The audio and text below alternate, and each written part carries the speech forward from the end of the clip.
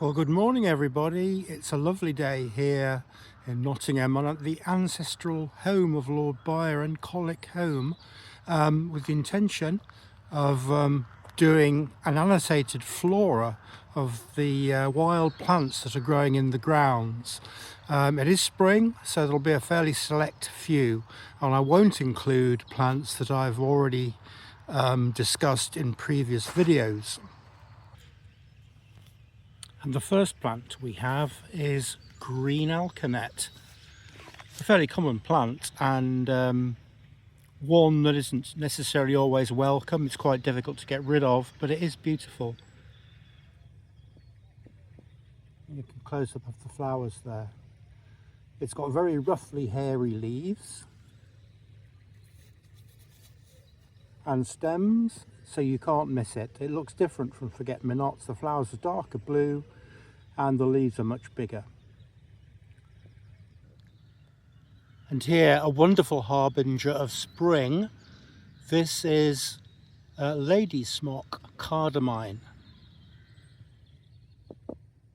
See if I can get a close-up of the flowers there for you. A lovely delicate pink with yellow centres. The plants are about a foot tall and the leaves are finely pinnate, finely divided. That's lady smock.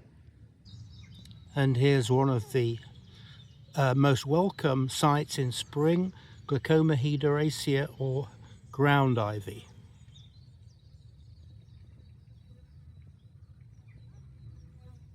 With its very noticeable purple flower, it could be confused with violets. There's a lake here, and around the other side it's more heavily wooded, and I'm expecting to find a wider number of woodland flowers in that area. Around here we've just got the common plants like Lesser celandine, which is the yellow flowered buttercup found early in the year in very large numbers, like here. And there you can see a better view of the lake, and it's looking fairly stagnant actually here, but it's still attractive to bird life, which is good to see. You can see ducks of various kinds over there, but also fallen trees. And I've arrived at the other side of the lake now, and it is more heavily wooded and it's much more like ancient woodland here. And many of the mosses are many of the trees branches are covered in mosses, indicating the high humidity in this area, particularly around the lake. So let's see what we find around here. I know certain species I haven't filmed yet this year should be here, like the white version of sweet violet, but I might be a bit late to pick that one up. We'll see in a little while.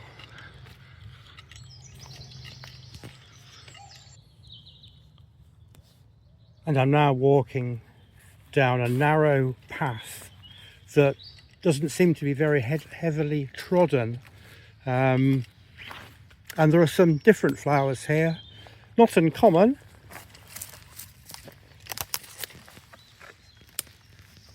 Here we've got a red Campion, Silene dioica, a beautiful pink flower to be found early in any spring. It's related to white Campion and bladder Campion, which are other flowers common in Britain. And as I would expect, there are much more ground ivy plants growing taller in the wooded area. And you can see these here. Try and get out of there. Haven't quite figured out how to work out the focus on this camera yet. I always seem to flick it the wrong way, so I zoom out and zoom in, so apologies for that. But this plant is one that you can buy versions of, variegated versions, as a house plant and a pot plant. Very nice and beautifully marked flowers. And that bird song is a chiffchaff, one of the commonest warblers in Britain, and it seems to be everywhere. Though it seems to avoid gardens, it seems to avoid closeness to human habitation. But you can always tell its song, it's very clear and distinctive. There it goes again. And as I'm walking along, the only plants that occur with any frequency are lesser celandine and ground ivy, and the lesser celandine here is forming complete carpets, and it seems to me like it's increasingly choking the other wild plants that are growing here, and one day it'll take over the whole lot, it'll cover the whole area. I'm hoping that doesn't happen, but this lesser celandine seems to be increasingly abundant in this country. It seems to be more abundant every time I come here.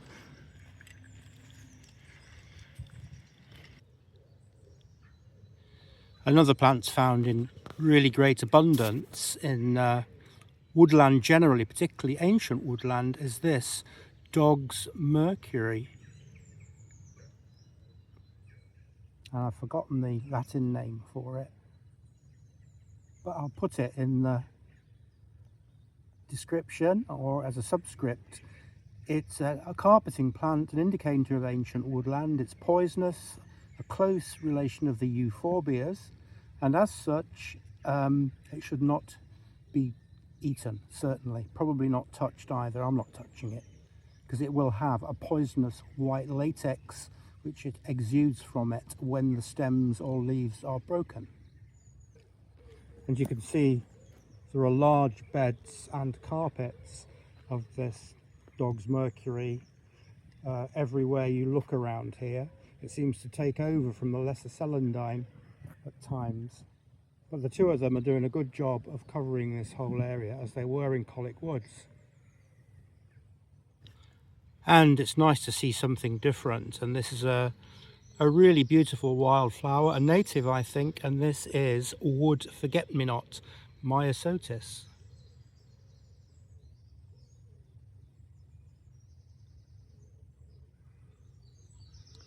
And the flowers are red, pink as they open, turning to bright blue with a yellow centre, and as the flowers age the centre turns white, so you've got a good mix of colours on these plants.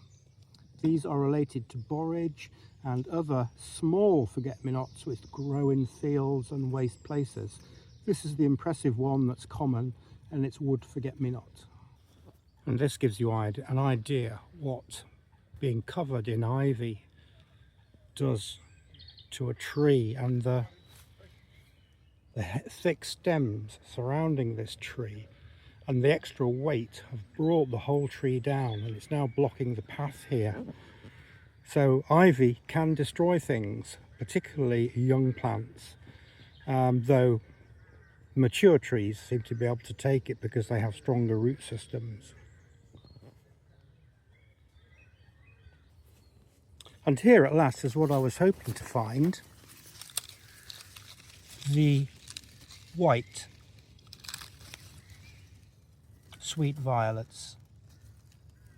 And you tell these are sweet violets because of the shapes of the leaves and the violet spur.